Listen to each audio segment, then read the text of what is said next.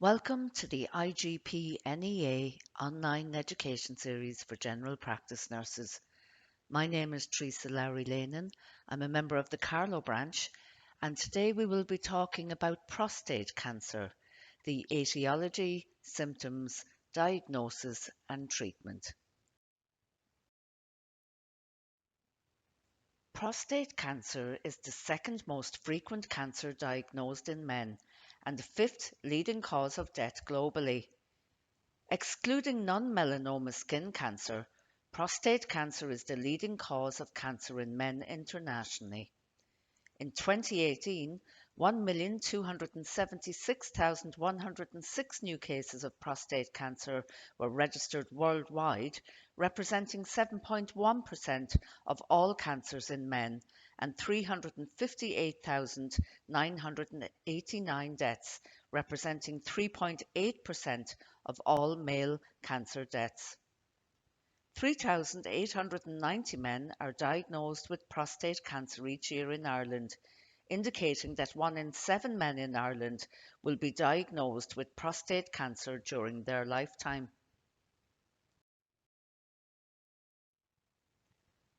The prostate is a small gland about the size of a walnut. It is part of the male reproductive system, which includes the penis, prostate, seminal vesicles, and testicles. The prostate gland is located just below the bladder and in front of the rectum. It surrounds the urethra and produces fluid that makes up a part of the semen. The prostate gland is a conglomerate of tubular or sac-like glands that secrete fluid into the urethra and ejaculatory ducts. The secretory ducts and glands are lined with a moist folded mucous membrane.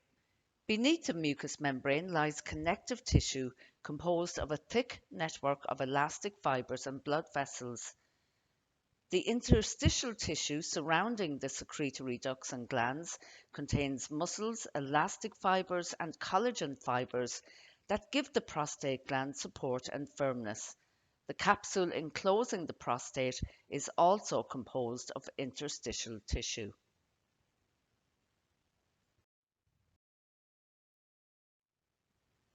Prostate cancer incidence rates are highly variable worldwide, and the variations in incidence is likely to be attributed to PSA testing.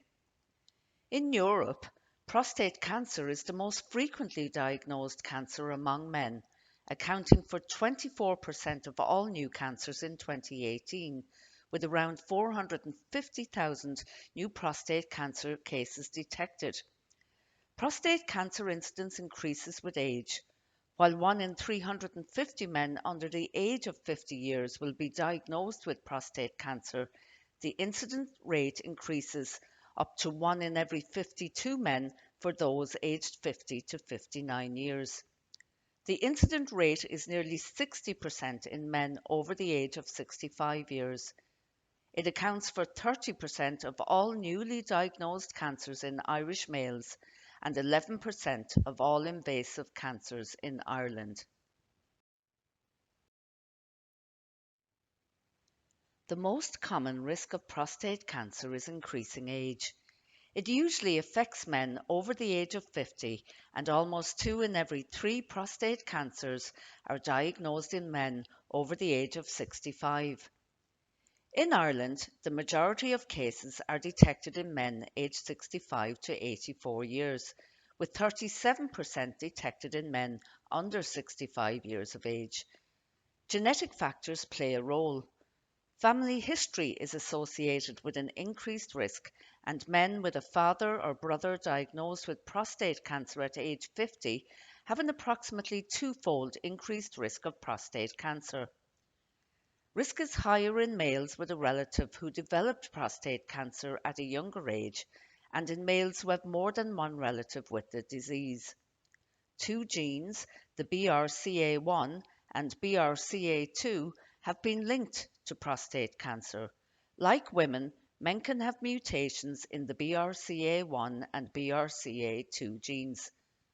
The function of the BRCA genes is to repair cell damage and keep breast, ovarian, and other cells growing normally.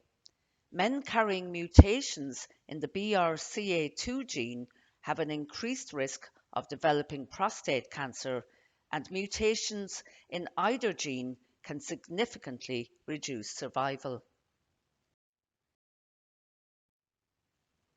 Studies have revealed an association between hereditary susceptibility to prostate cancer and sequence variation in the RNA-seL gene, which plays a role in maintaining immunity against viral infections. A common RNA-seL variant involves a mutation resulting in decreased activity of the encoded ribonuclease L protein, reducing the immune defense against viruses. Men who inherit this mutation have a significant increased risk of developing prostate cancer. It is estimated that about 20% of patients with prostate cancer report a family history, which may develop not only because of shared genes, but also for a similar pattern of exposure to certain environmental carcinogens and common lifestyle habits.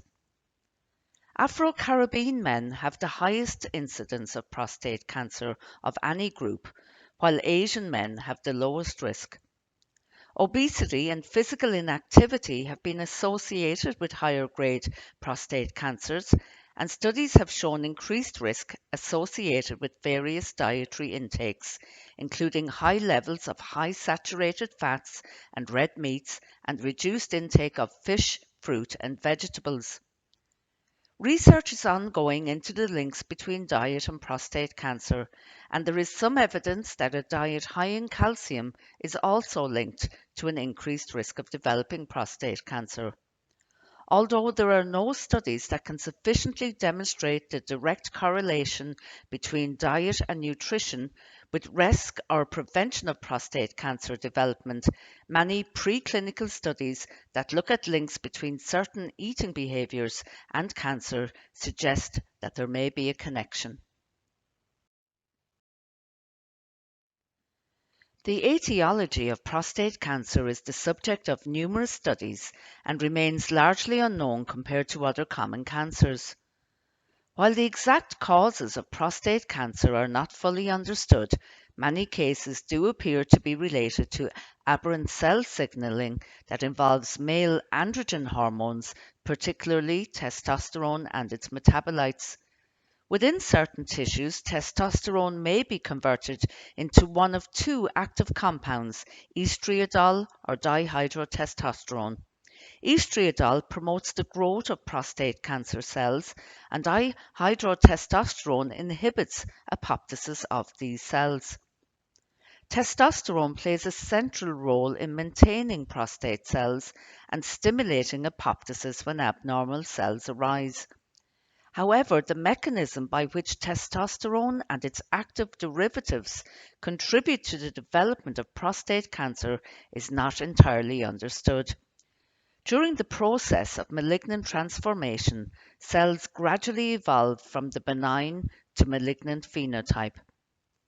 High-grade PIN is the histological entity widely considered to be the most likely precursor of invasive prostatic cancer.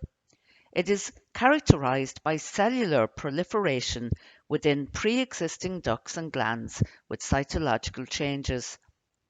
Although other prostate lesions may be associated with even higher rates of carcinoma, PIN has been identified as the most likely progenitor of the majority of prostatic adenocarcinomas. When the prostate gland becomes cancerous, it can put pressure on the urethra, causing dysuria, a burning sensation, and frequency of micturition. It can also cause hesitancy, a weakened intermittent flow, nocturia, hematuria, and impotence or sexual dysfunction. Other symptoms include swollen lymph nodes in the groin and pain in the pelvis, hips, back, or ribs. More advanced stage of the disease may present with urinary retention and back pain, as the axis skeleton is the most common site of bony metastatic disease. Prostate cancer should not be confused with benign prostate hyperplasia, which has similar symptoms and often occurs in older men but is not a type of cancer.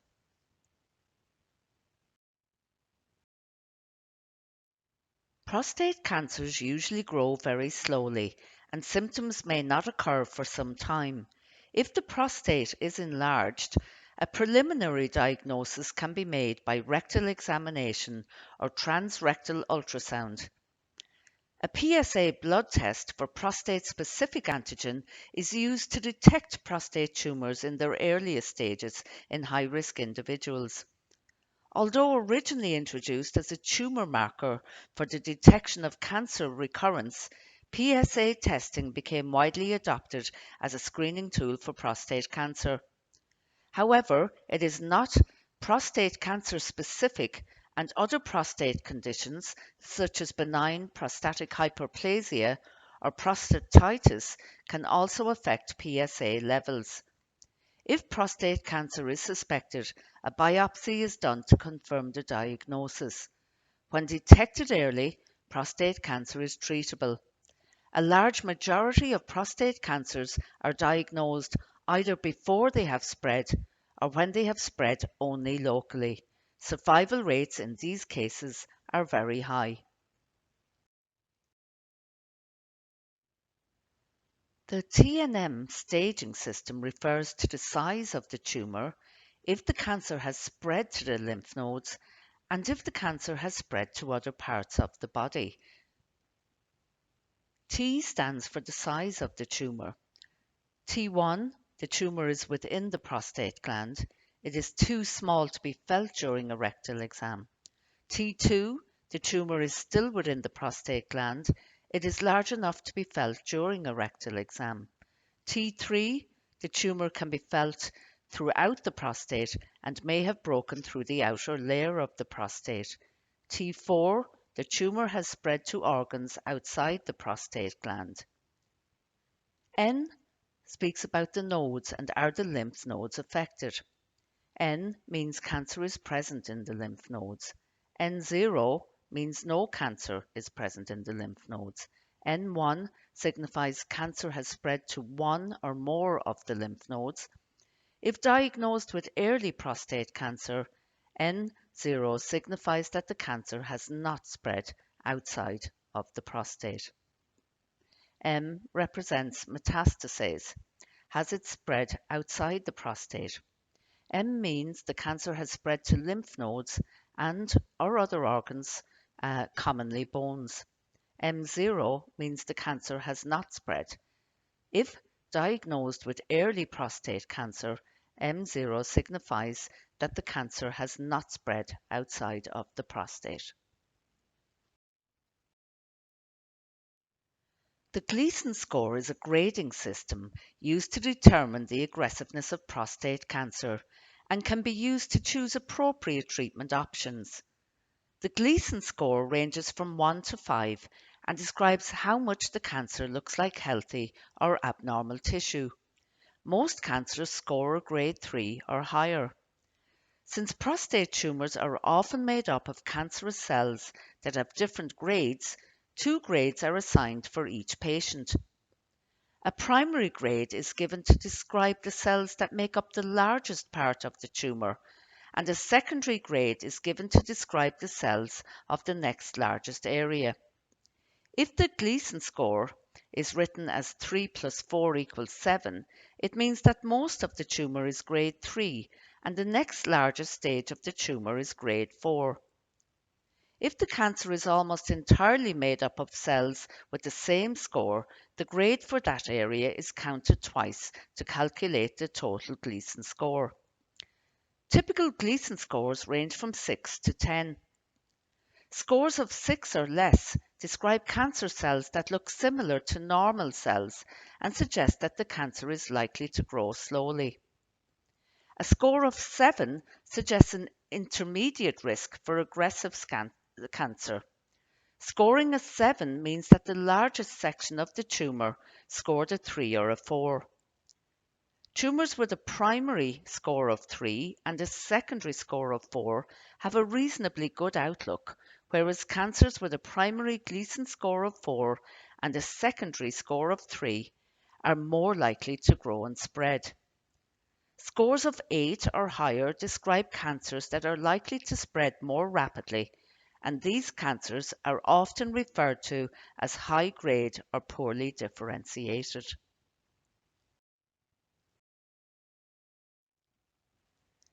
Treatment options for patients with prostate cancer depend on the stage and grade of the cancer and include active surveillance, watchful waiting, hormone therapy, radical prostatectomy, external beam radiotherapy, and brachytherapy.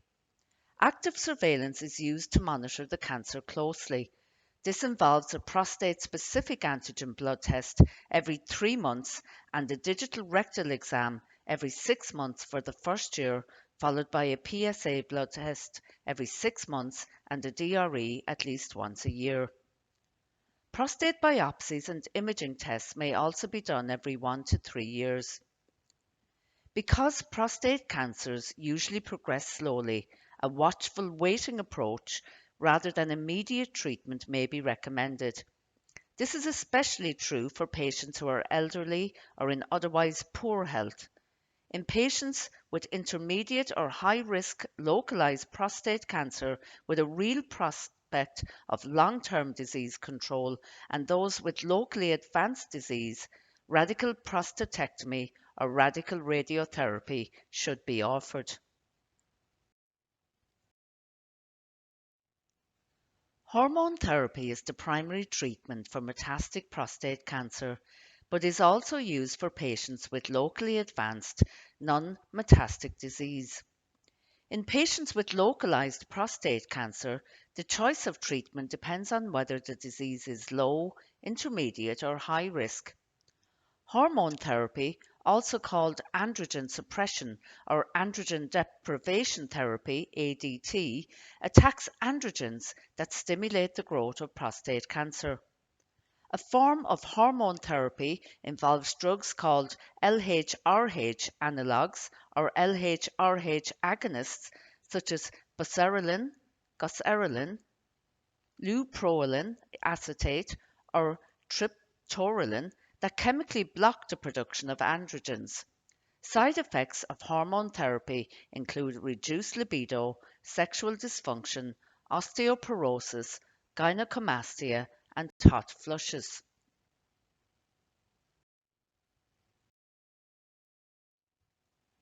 Brachytherapy is a form of radiation therapy used to treat prostate cancer. Prostate brachytherapy involves placing radioactive seeds in the prostate gland, which destroys the cancer cells while causing less damage to healthy tissue nearby.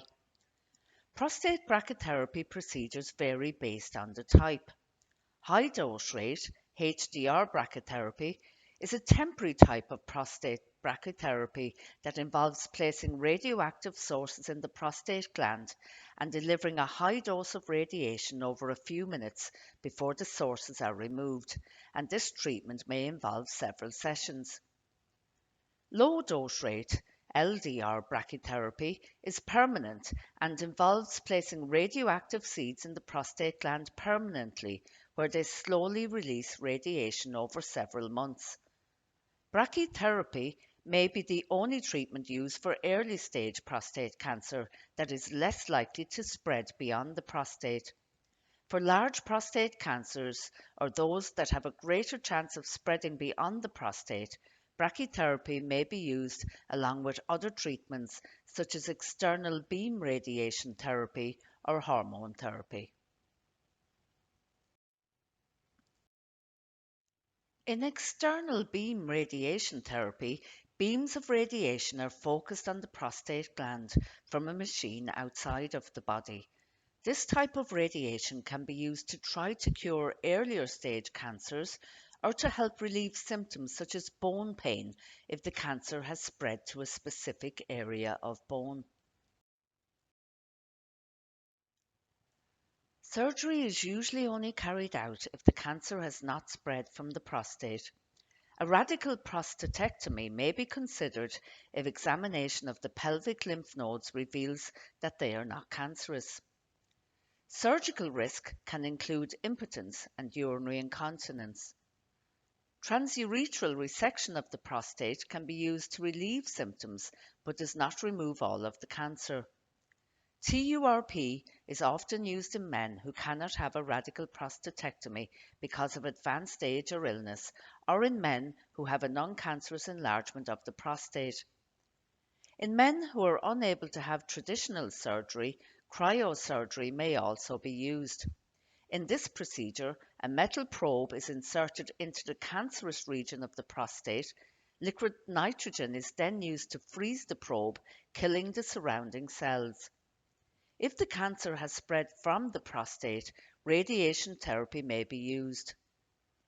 Bilateral orchidectomy should be offered to all patients with metastatic prostate cancer as an alternative to continuous LHRH agonist treatment. Removal of the testicles cuts off the supply of testosterone to the tumor, which the prostate cancer needs in order to grow. It can delay the stop of the tumor growth and eliminates the needs for other hormone therapy. If surgery or hormone therapy fails, chemotherapy may be used. While chemotherapy can slow the growth of the tumor, it is not very effective in treating prostate cancer.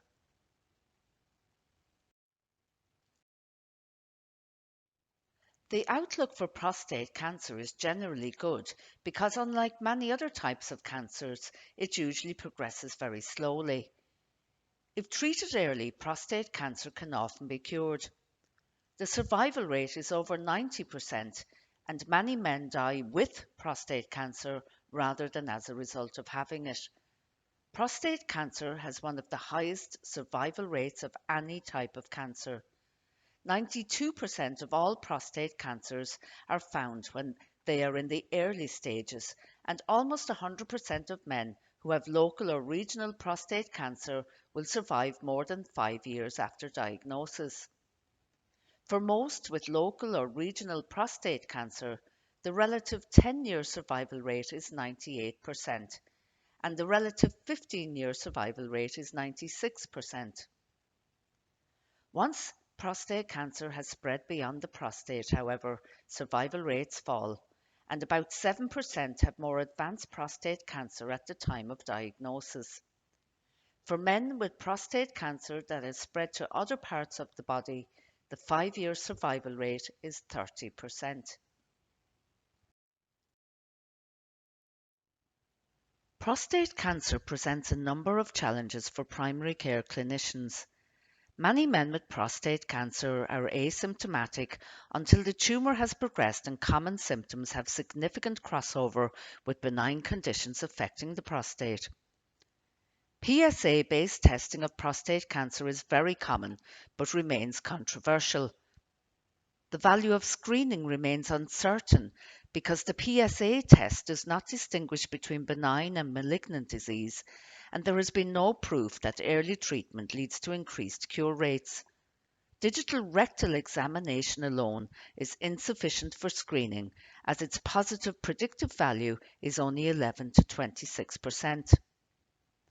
Current diagnostic tests have limitations in terms of significant false positive and false negative rates. However, research is ongoing into improved methods for diagnosing prostate cancer.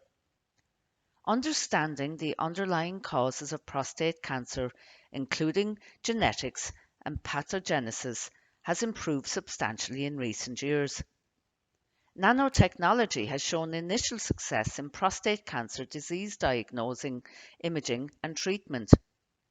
A number of new tests and testing strategies are being trialed to improve the diagnosis of clinically significant prostate cancer, and blood-based biomarkers for prostate cancer are also being extensively investigated. Because the value of PSA-based testing of prostate cancer remains unclear, more genetic testing-based detection strategies are needed to identify individuals at high risk of prostate cancer and novel drugs need to be evaluated to substantially improve the clinical care of patients with prostate cancer.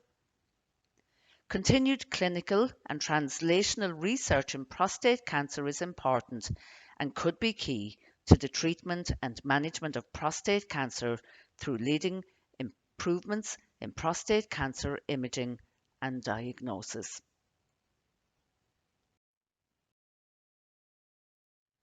So let's now consider the role of the general practice nurse. General practice nurses are involved in screening, assessment, treatment, and management. We offer a holistic, person centered approach, ongoing support, and education. We establish a therapeutic relationship with our patients. We assess our patients' understanding of their condition, establish goals and expectations for successful management of their condition, and evaluate the physical, emotional, and psychological effects of the condition on the patient's well-being. We're communicators, we provide advocacy and counselling. We provide assessment, monitoring, audit, and evaluation of the therapeutic regime on the patient, and this is a continuous process. Many nurses can prescribe medications, perform diagnostic examinations, and prescribe other type of medical treatments independently or in conjunction with a doctor. We are leading quality improvements initiatives and research. We implement person-centered care, monitoring and evaluation of symptoms, outcomes and responses to therapy. This is a list of the references that were used in the production of this presentation.